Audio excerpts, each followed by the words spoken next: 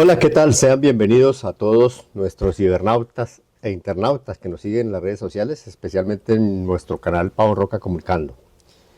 Hoy quiero tratar con ustedes algo importante que tiene que ver con la paz. Hace 10 años eh, tratamos ese tema con un equipo de trabajo, nuestro programa Otro Medio Alternativo, que hice parte, se llama o se llamaba Opinión Pública, donde el cual compartimos con grandes profesionales como el licenciado César Campos, el licenciado Guillermo Molina y el equipo de trabajo de producción, de edición, de cámaras como Roger Cortés y Kevin Ferro.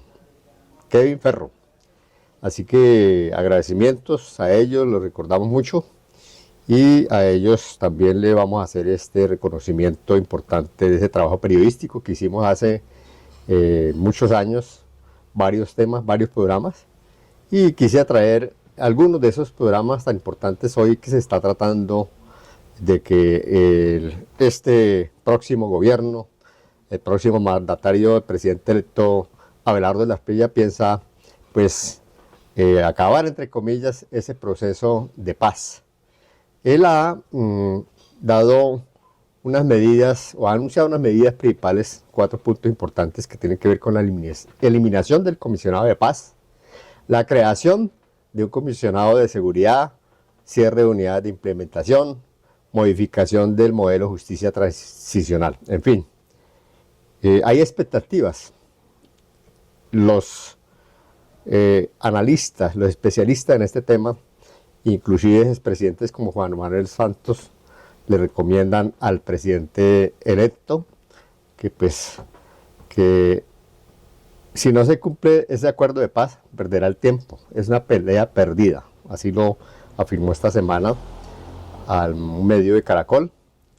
Y pues señaló algunos asuntos muy importantes que tienen que ver con la continuidad de ese proceso de paz que él mismo acordó en La Habana, puso su firma, estampó su firma para que ese proceso de paz que hoy o a este año cumple 10 años y que ha tenido su falencia, ha tenido sus, digamos, sus deslices, pero se ha continuado y se ha avanzado mucho en ese proceso y aspiramos que, como lo dice el expresidente Santos, casi más de un 85% se ha llevado a cabo todo ese proceso, todos los acuerdos. Y lo que queda por acordar con unos grupos aislados, pensamos que se puede continuar llegando a ese diálogo, que es lo que tanto se espera y se necesita. Y los colombianos también necesitamos de que ese proceso que se continúe, porque si no vamos a tener situaciones muy difíciles de conflicto, sobre todo para las fuerzas militares, a sus familias que van a estar en ese conflicto, en esa violencia y en esa guerra que nadie queremos. Igualmente, pues aquellos que están alzados las armas, pues tendrán que entender, comprender que la única forma de poder acabar con todo esto es escuchar al gobierno, pero hay que proponernos. Y esa propuesta está todavía en la mesa para que este gobierno de Abelardo de la Espriella pueda asumir un proceso de paz, de continuidad, pero dejando atrás esas diferencias, porque esos acuerdos no es de una persona, no es de Petro, no es de Duque, es del pueblo colombiano. Y aspiramos que ojalá se pueda llegar a buenos términos, al diálogo y que se sienten a dialogar, que continúen en el proceso de diálogo con aquellos grupos al margen de la ley. Así que vamos a continuar. Yo aspiro que ustedes vean todo este, digamos, conservatorio que tuvimos con los compañeros acerca de estos temas de paz en el año 2016, meses anteriores, y que vale la pena recordarlo. Así que los invito a que puedan escuchar y que nos comenten, nos den la opinión. Bienvenidos a Opinión Pública, un medio alternativo, independiente e investigativo de Comunicadores de Colombia. Bien, una vez más, con todos nuestros cibernautas e internautas, llevándoles un tema de mucho interés a nivel nacional e internacional. Hoy vamos a tratar un tema de actualidad, el acuerdo final con la FARC, que se firmará próximamente en pocas semanas o pocos meses con el gobierno nacional, concretamente con este gobierno de Juan Manuel Santos. Así que bienvenidos compañeros a César y a nuestro compañero Guillermo, que nos acompañan en el día de hoy. Saludo especial a toda la audiencia que a esta hora nos acompaña a través de los diferentes medios en que estamos emitiendo la señal de opinión pública. Agradecemos que nos acompañen a través de Emancipación Obrera TV, Pavón Roca Televisión, CMS Virtual Televisión y los diferentes cableoperadores por los que estamos emitiendo esta señal.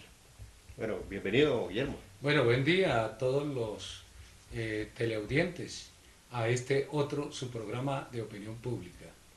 Bueno, para darles a todos un mayor, digamos, concepto e información, que es la opinión nuestra, de nuestro equipo de opinión pública, comunicadores, a todos los cibernautas e internautas, pues lo que queremos dejarles a todos ustedes es un mensaje para que también puedan, digamos, investigar, estar al tanto de estos temas, para que ustedes también entren en el debate, entren, digamos, entre comillas, en el cuento y puedan actualizarse y dar también sus comentarios, sus propios criterios acerca de este tema tan importante que en este momento el gobierno llevará a cabo después de más de, digamos, 30 años de intentar con gobiernos anteriores de hacer un acuerdo con este grupo alzado en armas como es la FARC.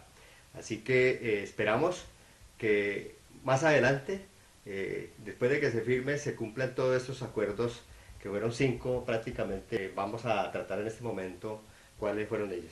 Así que coméntanos, Guillermo, cuáles son esos puntos tan importantes del acuerdo. Bueno, el 23 de junio en La Habana, los voceros del gobierno y de la guerrilla de las FARC acordaron lo que han denominado puntos del fin de del conflicto gobierno y FARC y el cese bilateral y definitivo.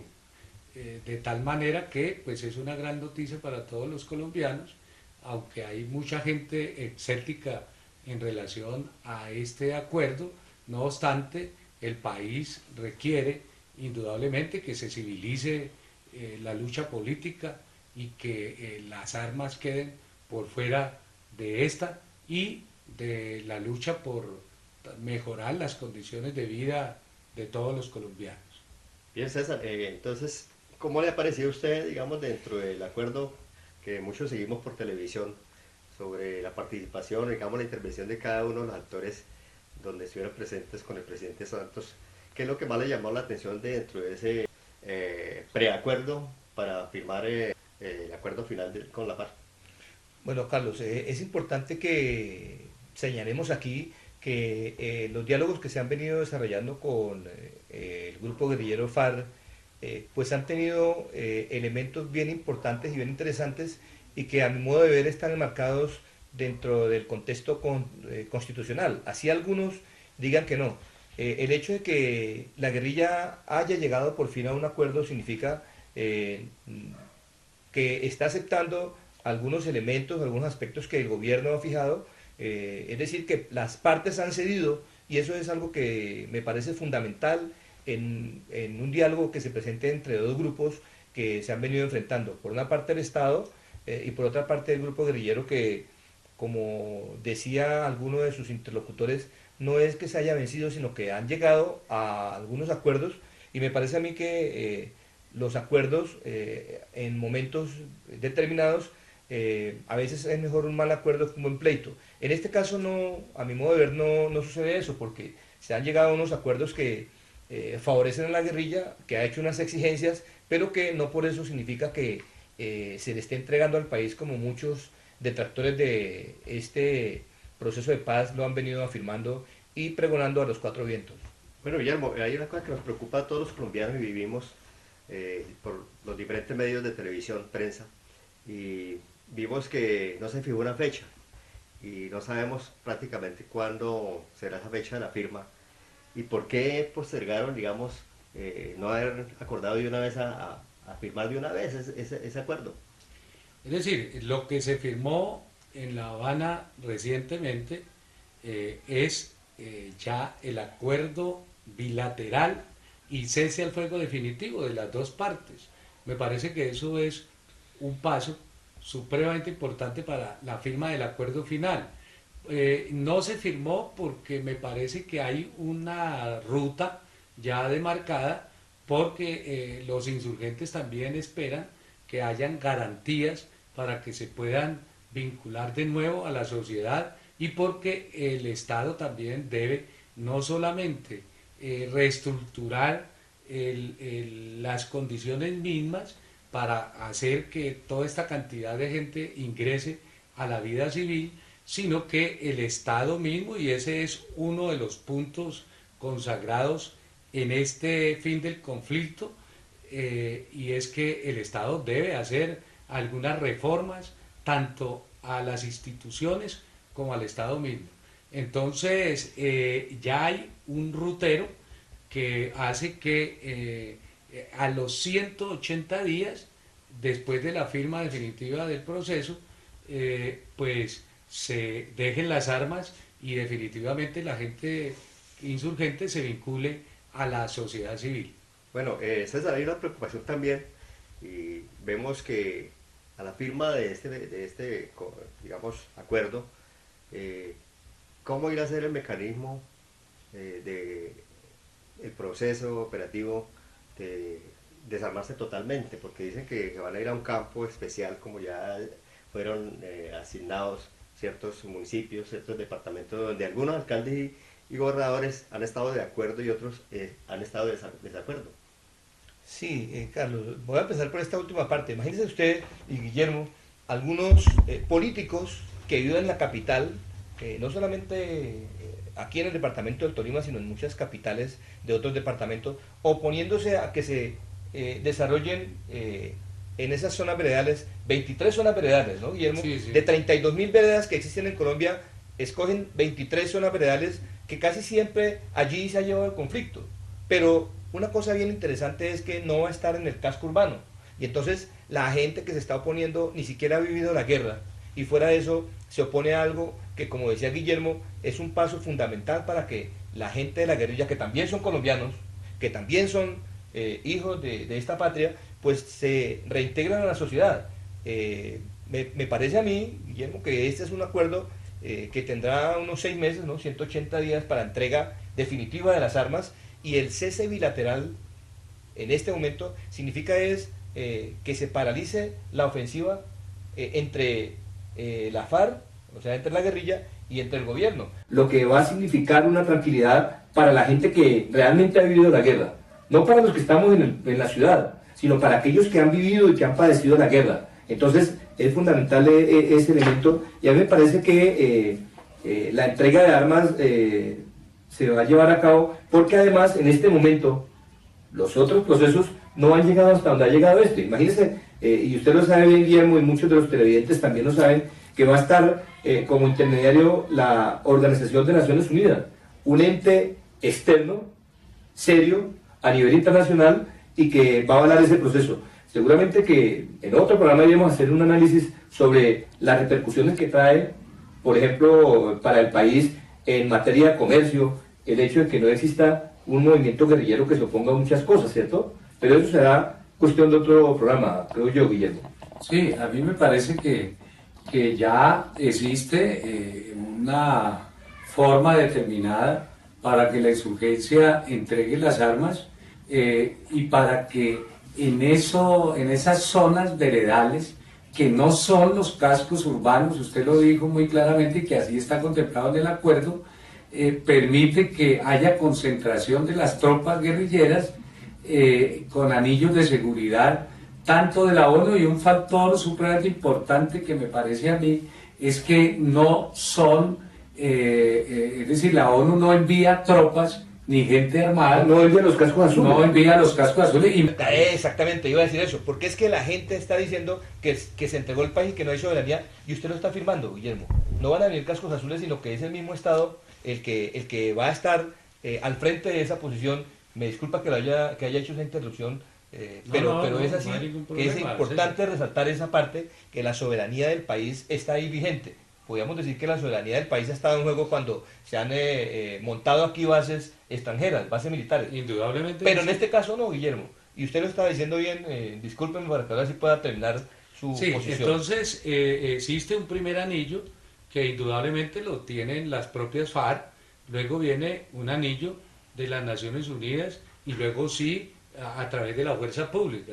Me parece que los gobernadores que se han opuesto a eso, entre los cuales está el gobernador del Tolima, me parece que es una posición supremamente politizada a favor de la oposición que ejerce el exmandatario Uribe y que no contempla realmente una posición no solo de futuro para el país, de querer la paz, sino de generar obstáculos en ese proceso.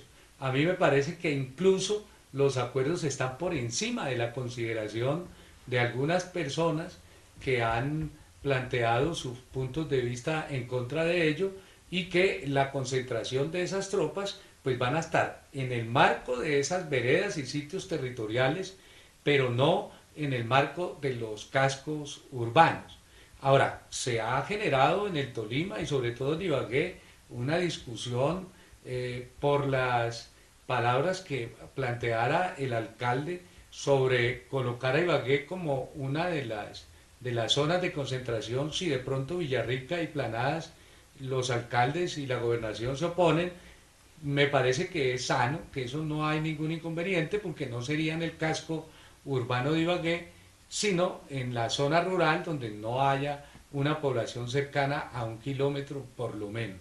De modo que a mí me parece que son cantos de sirena y posiciones que en este momento se oponen a ese evento que de todas maneras nosotros sabemos que no va a traer una paz definitiva para el país, ni va a ser el arreglo de todos los problemas que tiene el país, de desempleo, de inflación, de malos gobiernos como este, que entre otras cosas, pues viene a pesar de que en su segundo mandato apenas va a completar un año, pues una popularidad supremamente baja.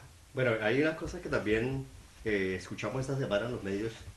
eh, la cúpula de la FARC se pronunció acerca de hacer un llamado a aquellos guerrilleros que una vez ya depongan sus armas, pues haciéndole, digamos, cerrándole la brecha a los disidentes posiblemente que van a quedar, que dicen que no van a entregar las armas, que no van digamos, a unirse a ese proceso. Entonces le hizo un llamado pues para que entreguen, que tienen que entregar todo lo que sea de la FARC, los que no iban a entrar a ese proceso. Entonces hay una mayor preocupación porque ya hay un grupo o dos grupos que dicen que no van a entrar a ese proceso. Entonces eso nos causa a nosotros colombianos preocupación. Ya irán que decidirán para el ELN o abrirán otro, digamos, otro grupo posiblemente para poder seguir este proceso de guerra. Carlos, es indudable que en todo proceso y en todo momento, en todo lugar hay disidencia. Hay gente que no está de acuerdo con algunas cosas, pero me parece que cuando la cúpula de la FARC está haciendo allá esos diálogos, Guillermo, es porque tiene la representación de la mayoría. Si no la mayoría absoluta, sí, la mayoría de las tropas y de los integrantes. Pero me parece que desde esa perspectiva ya el gobierno ha dicho que aquellos que no estén dentro del proceso de paz pues van a tener otro tratamiento, ¿no? Porque ya no serían entonces un grupo guerrillero que tenga un reconocimiento político, sino que entrarían a formar parte o a engrosar las filas de la criminalidad en este país. Desde antes de los inicios de conversaciones en La Habana, la gente del Caquetá, del Baupés, del Bichada, del Guaviare, sabía por pronunciamientos mismos del Frente Primero de las FARC que era muy improbable que ellos se metieran a conversaciones. Es decir, desde ahí había ya un anuncio de que las FARC era probable que un sector de ellos, entre otras cosas, no tan pequeño, sino un sector histórico como es el Frente Primero de las FARC. Y últimamente, de manera extraoficial, se conoce que además del Frente Primero, es probable que también algunos elementos del Frente Séptimo y del Frente 44, que entre otras cosas operan en la zona de estos tres departamentos, de Guaviare, Bichada, Al sur de Colombia. al sur de Colombia, y que de alguna manera pues han dependido de la minería, sobre todo de la extracción del oro, que han dependido de la extracción del coltan y que de alguna manera pues ha tenido algunos vínculos con el narcotráfico. Ese sector es un sector que ya, por ejemplo, el Frente Primero de las FARC ya sacó un pronunciamiento público donde manifiesta no estar de acuerdo con las negociaciones y donde expresan que dan vía libre a la gente que se desmovilice, que no van a ser sus enemigos y que de todas maneras ellos van a seguir en armas. Era de esperarse, como lo acaba ustedes de manifestar, en un proceso de paz. No todos los integrantes aceptan de pronto el acuerdo, de todas maneras hay temor, hay reticencias porque el Estado tampoco ha sido muy cumplidor de los compromisos. Fíjense ustedes, amigos televidentes y colombianos, y ustedes, compañeros, que nomás con los acuerdos con el sector del campesinado en Colombia, pues el gobierno ha venido incumpliéndoles. Y lo mismo pasó con los indígenas, Y los lo camioneros, mismo y los ahora maestros. con los camioneros. Y hay un posible conato de paro nacional del magisterio, precisamente porque el gobierno incumple, porque no es serio en eso. Entonces, es de esperarse que haya mucho temor, sobre todo gente que ha estado 40, 30, 50 y pico de años en el monte y que sabe perfectamente que el gobierno a cualquier también instante puede, teniendo personajes como Uribe y como sectores supremamente reaccionarios y derechistas de las Fuerzas Armadas, que probablemente puedan atentar contra ellos, de modo es natural que eso ocurra. Sí, Guillermo, claro, usted lo ha dicho, es muy difícil, por ejemplo, que en un momento determinado una persona que lleva 40 y 50 años en la selva y que no tenga ninguna otra cosa que hacer, entregue su posición por algo que es incierto y que de pronto podía llegar a pasar lo que pasó, lo sabe mucha gente y lo sabemos acá, lo que pasó con la Unión Patriótica, ¿no? Esos sectores de derecha que lleguen a exterminar a esa gente que ya está inerme y sin ninguna posibilidad de defenderse. Entonces, eso se sabe, Guillermo, que Y va... históricamente, miremos a Guadalupe en Salcedo. Exactamente, Igualmente lo acribillaron después de haberse sometido. Después de haber hecho un Entonces, pacto, un proceso Correcto. que siguió unos pasos específicos, después de ese momento Guadalupe Salcedo efectivamente fue dado de baja. Entonces es difícil que algunos lo lleguen a hacer, y usted lo ha dicho de manera clara, y aquí se vio palpablemente eso, Carlos, que los grupos que van a la disidencia no van a estar atacando a los que sí van a la disidencia, pero ellos tendrán sus motivos. Sin embargo, la estructura de ellos no va a ser específicamente la misma estructura de la FARC. Tendrán Pues algunos sí, elementos, claro, ellos pero no tendrán tienen que la misma cambiar de posición. nombre. Exactamente. Además, porque las mismas Dejarían de FARC existir. ya les dijeron, no autorizamos que bajo el nombre de nosotros sigan operando, porque, pues es decir, ustedes lo hacen con su responsabilidad. Pero me parece importante que la guerrilla de las FARC y su comandancia general, que es lo importante, que siga comprometida con estos acuerdos y que pese a sus dificultades, trate de llegar a un acuerdo también con el gobierno para ir a hablar con estos disidentes a ver si entran también a este proceso. Bueno, Guillermo y César, yo quiero hacer, digamos, lectura de los 5 puntos, pues, para comunicarle a las personas, a los cibernautas, de cuáles fueron los 5 puntos de, digamos, ese acuerdo que dejaron firme ahí para llegar a la parte final. Primer punto dice: el acuerdo sobre, abro comillas, cese al fuego y de hostilidad bilateral y definitivo y dejación de las armas. El segundo, acuerdo sobre garantías de seguridad y lucha contra las organizaciones criminales responsables de homicidios y masacres o que atentan contra defensores de derechos humanos, movimientos sociales o movimientos políticos incluyendo las organizaciones criminales que hayan sido denominadas como sucesoras del paramilitarismo y sus redes de apoyo y la persecución de las conductas criminales que amenacen la implementación de los acuerdos y la construcción de paz. Tercer punto, acuerdo sobre refrendación. El cuarto, que tiene que ver con el acuerdo sobre el cese al fuego y de hostilidad bilateral y definitivo y dejación de las armas. Y el quinto, los compromisos. Entonces, dentro de esos compromisos, pues lógicamente habrá muchos que quedaron, digamos, en la mesa y que tienen que definirse para lograr llegar a ese acuerdo final. De esos 5 puntos, valdría la pena, Guillermo, resaltar lo que hablamos ahorita sobre la disidencia, porque muy seguramente pues ellos irán a guardar armas, ¿sí? Harán sus, digamos, caletas, los grupos disidentes, y entregarán algunas, pero va, como dice, a volver a nacer otro grupo y van a volver al mismo campo, al mismo, digamos, situación donde se financian a través de la coca, y va a surgir otra vez ese proceso porque ya ellos ya se lo saben de memoria, vendrán otros jefes a tomar el mando, y ahí es donde las fuerzas militares, nuestro gobierno tendrá la tarea y la responsabilidad de seguir en ese combate. Lo mismo que pasó cuando firmó el acuerdo del M-19, siguió la FARC. Y ahí va a continuar, lógicamente, el ELN más el otro grupo que vendrá de los disidentes de la FARC.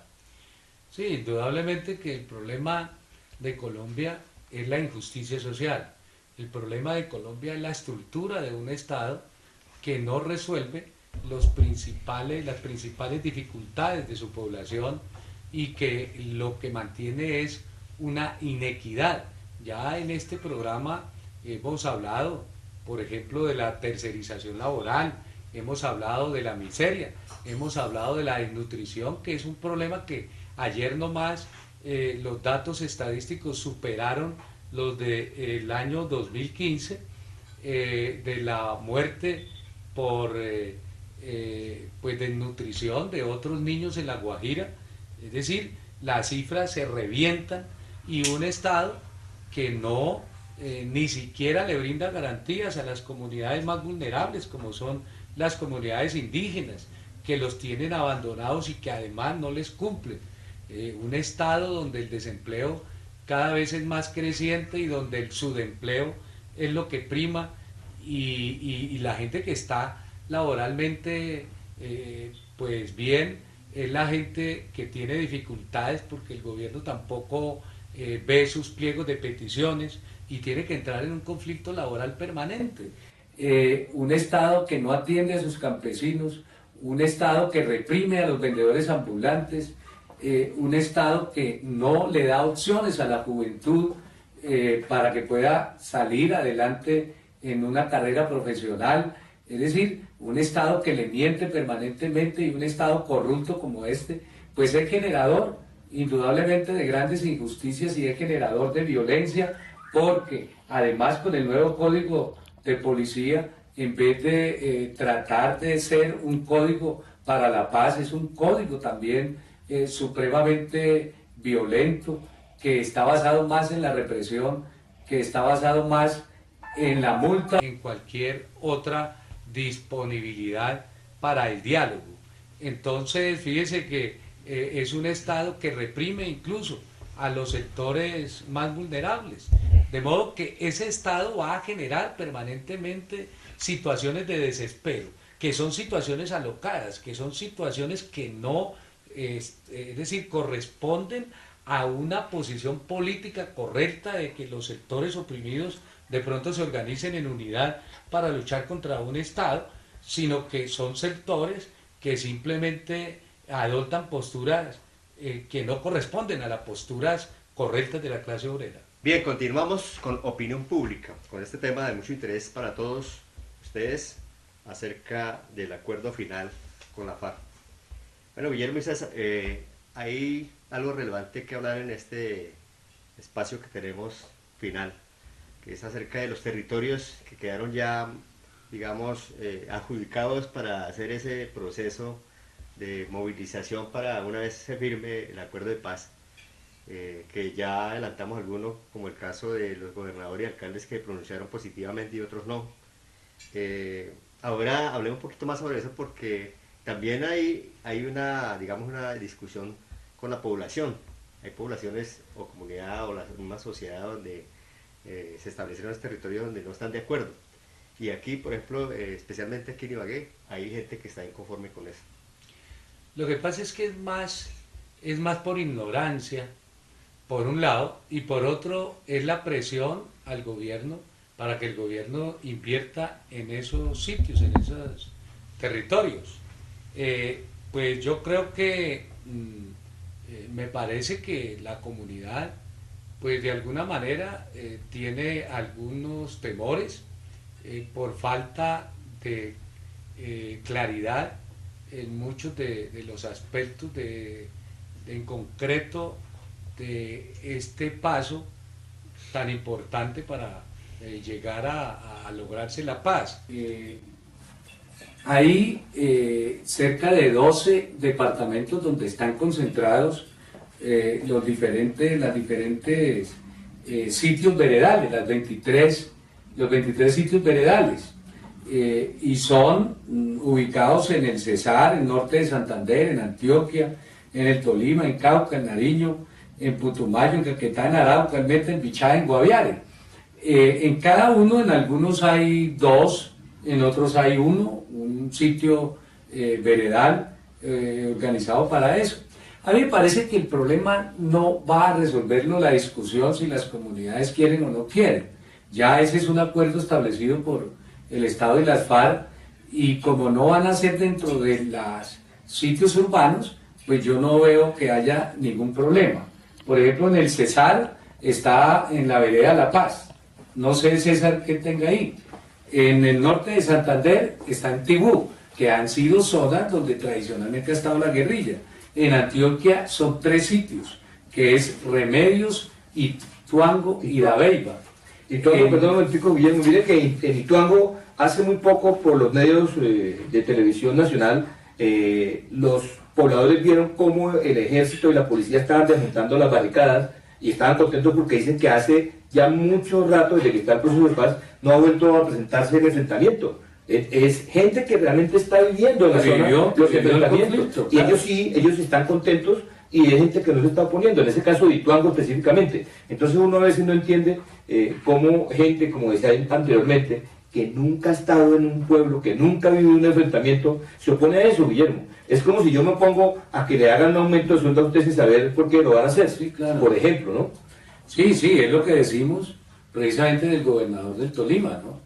En el caso de los sitios de Planada y Villarricas, que están destinados para eso. Planadas ha sido uno de los municipios, claro, que ha sido afectado, que fue cuna de los enfrentamientos y todo de las FARC con el Estado. En Villarrica igualmente. Y mire, Guillermo, que por ejemplo de Carlos y audiencia, que hace unos años estuve en Gaitania, y entonces le preguntaba yo al inspector de policía allí, bueno, y cuénteme una cosa, así como en voz baja, y aquí viene mucho la guerrilla, y me dice, no, señor, aquí no viene la guerrilla, aquí vive la guerrilla. Y entonces yo le decía, ¿cómo así? Y me dice el señor, miren, ese señor que vaya con ese poncho es el jefe fulano de tal. Entonces yo decía, ¿y ustedes no sienten miedo? Y dice, no, aquí ellos tienen unas normas específicas, y desde que no las traigan no pasa nada. Entonces ahí viene otra vez eso que dice usted, Guillermo, frente a las denominadas zonas veredales transitorias de normalización, es el nombre completo, que la gente se opone sin tener causas específicas. Por ejemplo, aquí veía yo, escuchaba mejor por algunas emisoras locales al expresidente de la Asamblea diciendo, es que no estamos de acuerdo, con ese tono politiquero. Y es un tipo que me imagino que nunca ha estado en un enfrentamiento, que nunca ha estado en una zona guerrillera. Entonces, esas zonas veredales, que además ahí lo dice, son transitorias, van a servir para que haya una socialización, Guillermo, y ahí estamos mirando a ver cómo el gobernador del departamento del Tolima, que es uno que se está oponiendo, qué es lo que van a esgrimir, frente a algo que, como usted decía, es casi autonomía del jefe de gobierno, porque así está establecido constitucionalmente. Entonces, veamos a ver qué pasa, pero mientras tanto seguimos con esas 23 zonas veredales transitorias de normalización, que no es lo mismo que el Caguán, ¿no? Juan, ¿no? Sí, sí, no, no es lo mismo. Eso le iba a decir en César y Guillermo, también para decirle a los internautas, esas zonas transitorias, prácticamente eso es un tiempo que van a manejar para hacer, digamos, totalmente la desmovilización o mientras hacen, digamos, el proceso de hacerle justicia a cada uno. No, es todo el eso. proceso de entrega de armas, de dejación de armas. Es el proceso de los 180 días contados a partir del primer día de la firma definitiva Únicamente de del armas. acuerdo. Ojo, de la firma Sí, definitiva del del acuerdo. acuerdo final. Porque una cosa es el cese bilateral y para la dejación de las armas y otra cosa es el cese definitivo que probablemente se puede anunciar que es posible que esté cercano a finales del mes de julio. Otro de los sitios, por ejemplo, es el Cauca, que también ha sido pues tradicional Sí, en la lucha claro. guerrillera, en Buenos Aires y en Caldono. Caldono, Cauca siempre ha sido un sitio, una región muy Siempre, azotada y muy asolada, precisamente por los enfrentamientos del gobierno con la guerrilla. En Nariño está Policarpa y Tumaco. En el Putumayo, Puerto Asís, Que es donde usted menciona que está el frente que número es uno. donde está el frente número uno. Es posible que en esos sitios pues no se vaya a dar con la misma intensidad el enfrentamiento después de la firma de paz con el gobierno. Sabemos que hay unos disidentes y pues falta ver qué táctica irán a seguir este grupo, ¿no? Guillermo, Que perdón, pero por tendrá, ejemplo, me imagino, otro nombre. sí, pero por ejemplo, algunos de ese grupo de número uno que están allá en Putumayo van a ingresar, pues ellos estarán ahí en esas zonas Sí, es probable, sí, claro. de veredales transitorias. En el Caquetá, también una de las regiones supremamente afectadas por la violencia, está en la región de la vereda La Montañita y Cartagena del Chairá, también muy conocida precisamente Sí. por el conflicto. Que se dio también en lo de la paubanización, también estuvo Sí, Cartagena del también Chairá. estuvo. En Arauca, Arauquita y Tame. En Meta también es otro de los sitios donde mayor concentración de tropas va a estar de las FARC. Está acordado con la Macarena, Mapiripán, Mesetas y Vistahermosa. Fíjese que son municipios que siempre han salido a la palestra pública precisamente por situaciones de violencia y enfrentamiento con las fuerzas Pero es militares. es diferente, Guillermo, perdón, si dijeran, es que vamos a establecerlos aquí en la capital del departamento del Tolima o vamos a establecerlos en el centro de Bogotá. Eso es diferente, por eso en el proceso de paz se ha llegado a acuerdo específicamente con el grupo guerrillero que es el que sabe dónde se han desarrollado, digamos, esos enfrentamientos, dónde históricamente ha estado haciendo presencia el grupo guerrillero.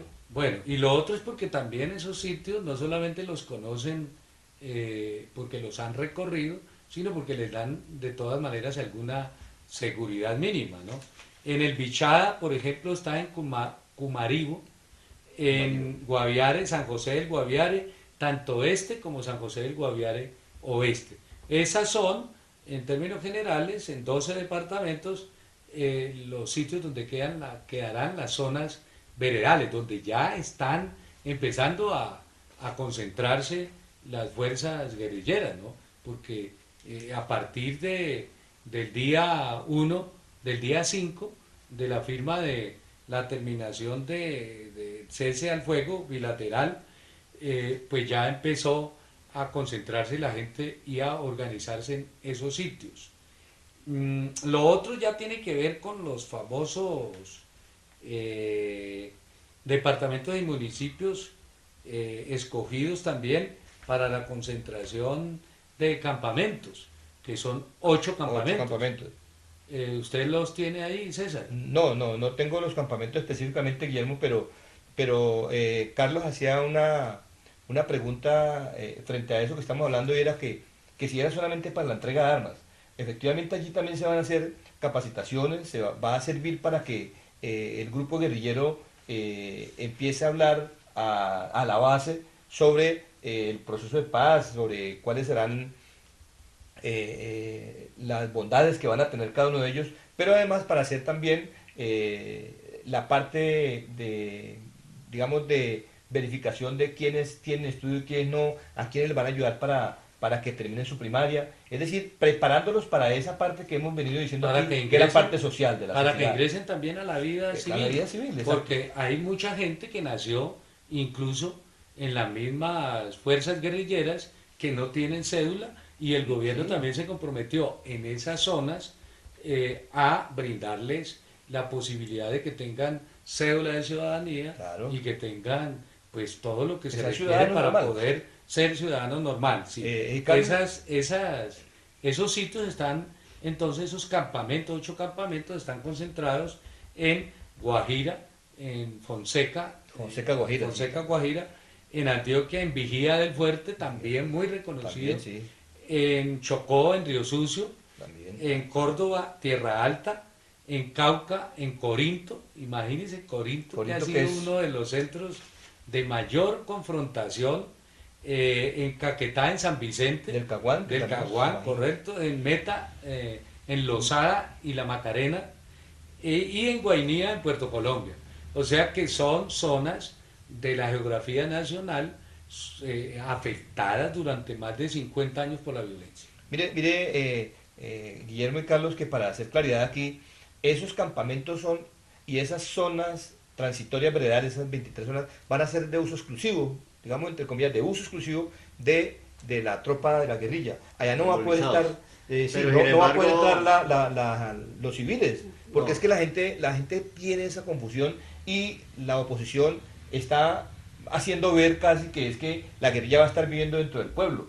Sí van a poder salir, pero cuando salgan lo van a tener que hacer desarmados. Pero sin Y embargo hay ellos van otra a tener cosa. las garantías de seguridad. Sí, pues, que a claro. 1 kilómetro probablemente van a estar Claro. las Fuerzas Armadas para Y estar la ONU, sí. vigilando también, ayudando a que no haya, ellos no salgan con armas. Ni no salgan entren con armas, armas ni allá. entre civiles, exacto. Es para que usted se dé cuenta, y lo hemos venido diciendo aquí, Guillermo, y para que los televidentes que a esta hora nos están viendo y que están apreciando este programa, que en ese caso, las zonas veredales transitorias son unas zonas que van a estar aisladas de la parte urbana, primero, que va a ser específicamente para cumplir unos objetivos y unas metas, y que va a estar bajo el manto de la soberanía nacional y bajo la vigilancia de organizaciones internacionales como la ONU y también algunos países de la CELAC, que van a estar ahí pendientes de que ese proceso se siga llevando a cabo según lo que se ha acordado en La Habana. Además hay otro hecho, ¿no? Supremamente importante que los medios de comunicación no han podido aclararle a la opinión pública, ¿Qué es lo que estamos haciendo hoy? que es lo que estamos nosotros haciendo hoy. Es que las zonas veredales no fueron acordadas con las FARC, fueron acordadas el número, pero quienes escogieron las zonas, quienes eligieron estas zonas, fue la subcomisión técnica del Ministerio de Defensa Nacional, que está a cargo de el comandante general de las Fuerzas Armadas, general Juan Pablo Rodríguez Barragán, y del comandante del Comando Estratégico de Transición, el general Javier Alberto Flores Aristizábal. Es decir, eso no lo escogieron la guerrilla, lo escogió las Fuerzas Armadas. Indudablemente que la guerrilla estableció con el gobierno las 23 zonas, pero quien escogía las zonas veredales era las Fuerzas Armadas. Es decir, quien daba el visto bueno. al Quien fin de daba cuentas. el visto, no, y quien definía esas zonas. Por eso decía, sí, sí se va a La hacer ahí, guerrilla lo efectivamente. estableció con los 8 campamentos. Porque es que mire, Guillermo y Carlos y audiencia, es que ahí hay otra cosita bien interesante para hacer una observación, y es que están diciendo, en algunos videos están diciendo, es que al ejército no lo han tenido en cuenta, es que han pasado por encima del ejército y están entregándole el país a la guerrilla. Y mire que no es así.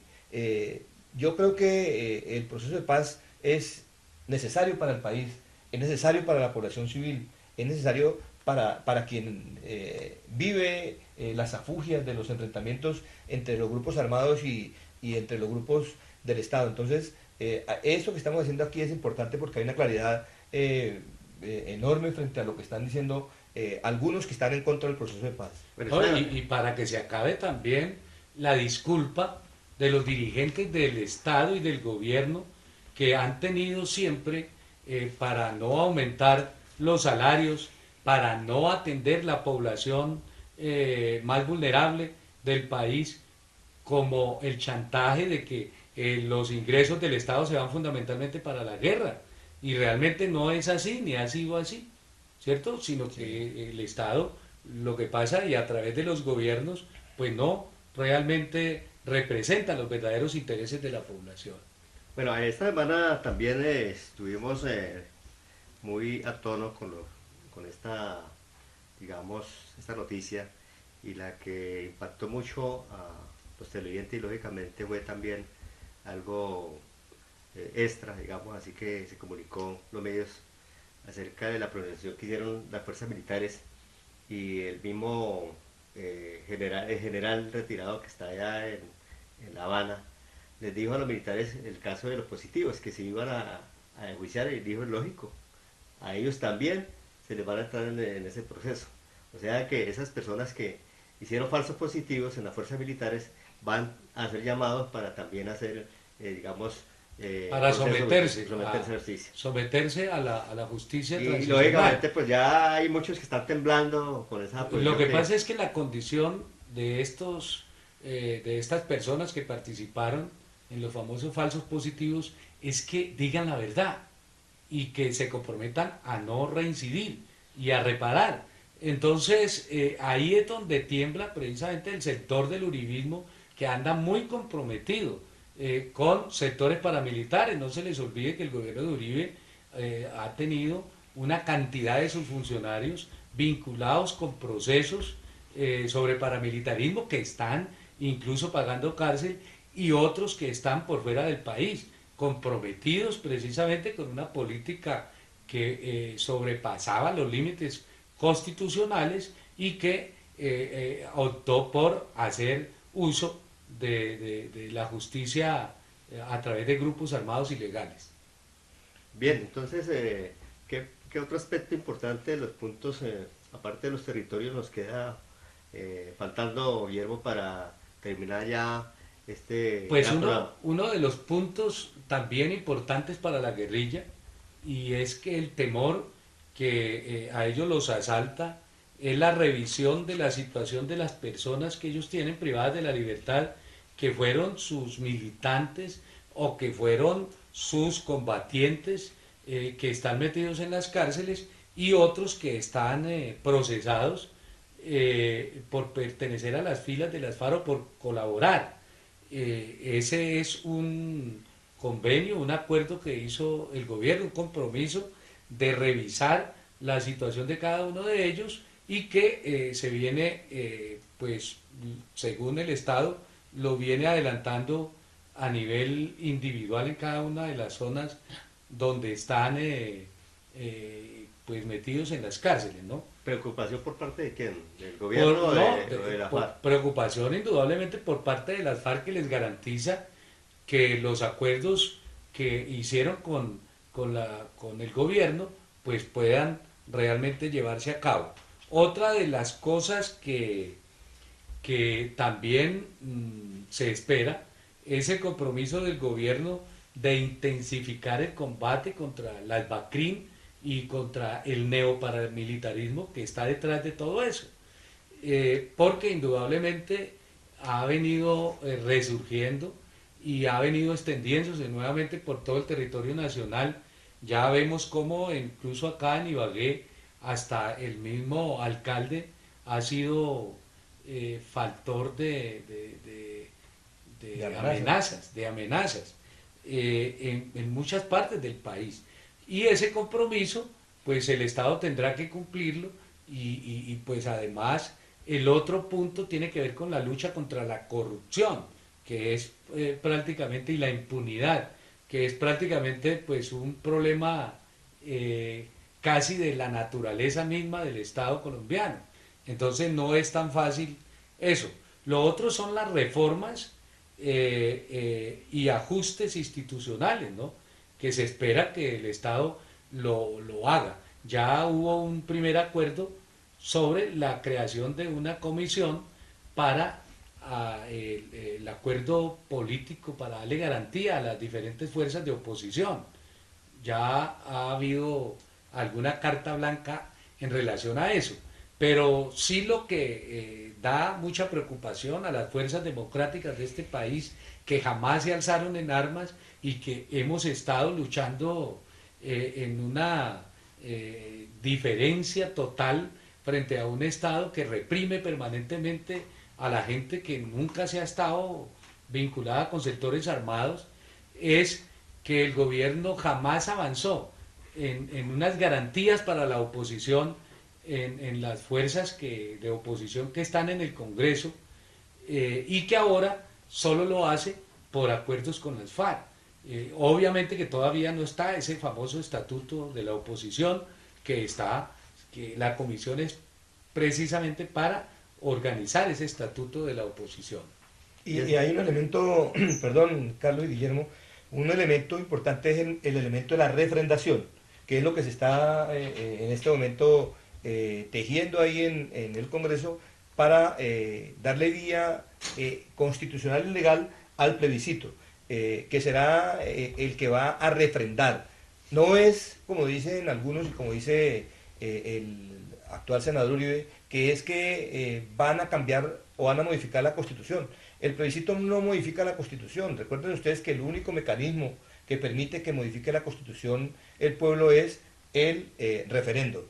Se puede hacer también por la Asamblea Nacional Constituyente, que eso de pronto va a venir más adelante. Para algunos están pidiendo que se reforme la Constitución por ese mecanismo. Y el otro es el acto legislativo. Total que el plebiscito no es ningún mecanismo para reformar la Constitución. Sin embargo, en un medio de comunicación, específicamente en Noticias 1, ya Uribe había dicho hace unos 8 años que si era necesario reformar la Constitución, había que hacerlo, pero era porque él estaba ahí en ese proceso. Ahora como está en la otra orilla, entonces no le conviene, y todo lo que se hace está en contra de la Constitución y en contra del pueblo colombiano.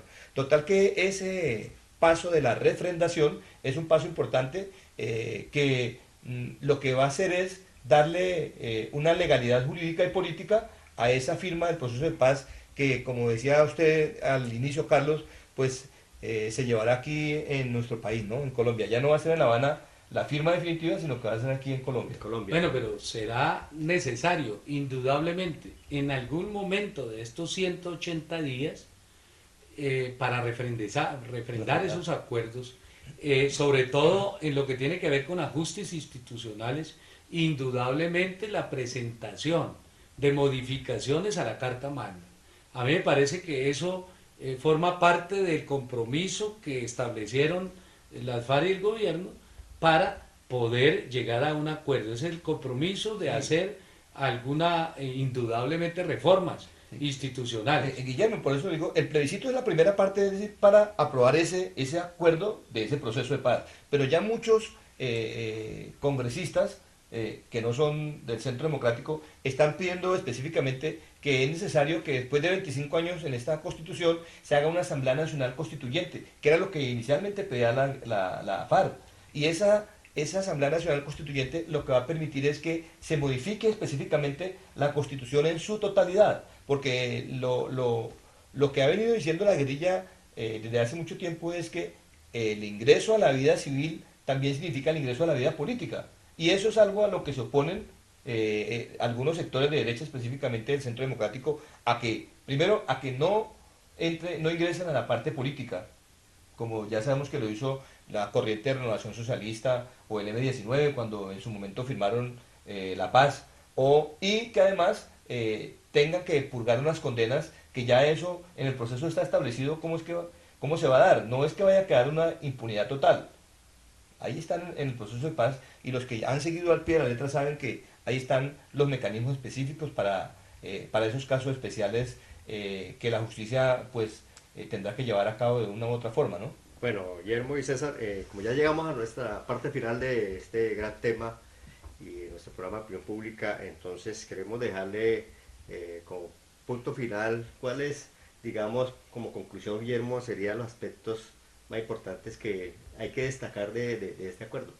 Bueno, yo lo que hago es un llamado a la población para que podamos realmente darle un sí a ese plebiscito por la paz. Me parece que es necesario, a pesar de que no compartamos, por ejemplo, que ese proceso sea realmente un proceso total de paz, un proceso para resolver los problemas del país. No es para eso, pero me parece que es un avance y que debemos todos apoyar independientemente de las políticas del Estado. Es decir, que una cosa es apoyar en términos generales y concretos el plebiscito por la paz y otra apoyar las medidas del gobierno que personalmente yo no las comparto. Bueno, César, ¿cuál es su conclusión ya final acerca de lo más relevante de este acuerdo final? Bueno, interesante, Carlos y Guillermo, que este es un proceso donde, a mi modo de ver, no hay perdedores, solamente hay ganadores. Los ganadores de parte del grupo guerrillero, que va a llegar a integrarse a la sociedad, ganador el Estado, que va a quitarse, entre comillas, un enemigo de encima, y ganador la población civil. Sin embargo, yo estoy de acuerdo con Guillermo que el plebiscito hay que apoyarlo. No significa que cuando uno apoya el plebiscito por la paz, que conviene para la sociedad, está apoyando las políticas de gobierno. Son cosas totalmente diferentes. Sin embargo, aquellos que han vivido la guerra en carne propia, aquellos que han sufrido y han padecido la pérdida de sus familiares, son los que están llamados a liderar este proceso. Pero nosotros desde aquí también tenemos la necesidad y tenemos la obligación moral y social de invitar a la gente a que apoye el plebiscito por la paz. Una paz que estamos anhelando desde más de 50 años atrás. Bueno, bien, sí hay perdedores, César. Ah, bueno, ¿cuáles Sí, serían? las víctimas, Los- indudablemente. Los de la industria de las armas, los que hacen las armas. Ah, bueno, sí, Bueno, también. esos son los Van a perdedores. perder. Lógicamente el negocio no va a terminar. No va a decaer totalmente. La guerra no va a terminar. Muy seguramente irán a crecer con otros semilleros, digamos, que salen disidentes, pero va el gobierno a quedar mucho más fácil de poder controlarlos. Eso le aseguro.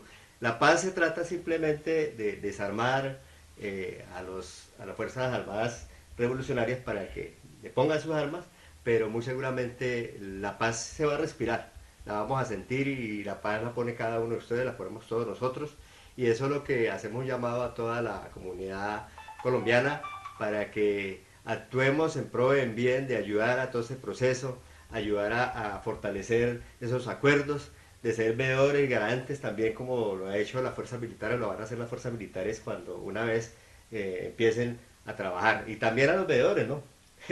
Así que muchas gracias a todos, esperamos a los cibernautas e internautas traerles un próximo tema de mucho interés. Hasta pronto.